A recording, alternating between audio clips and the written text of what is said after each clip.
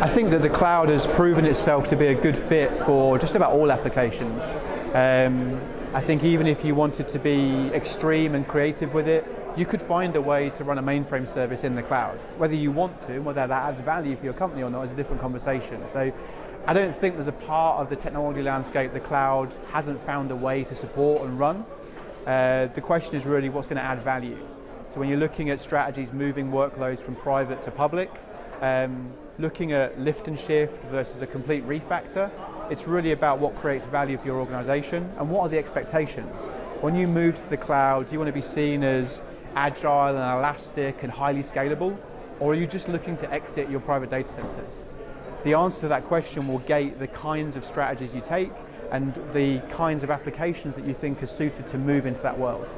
It depends on what you're trying to get out of the cloud.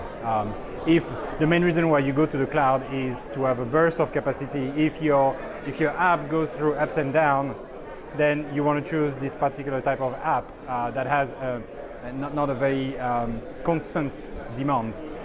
If you want to do data loads and machine learning, then cloud is a great place to start with.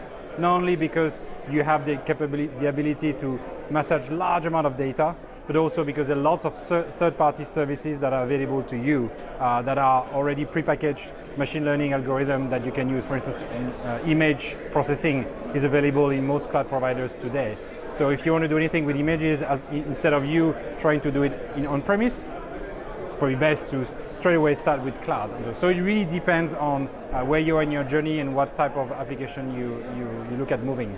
The majority of applications can benefit from a cloud environment. I think there are a set of applications in really old world, green screen, mainframes, where probably the best you're going to get is to bring it into a data center and you'll need to remodernize that application itself and eventually bring it into cloud, but in a different form.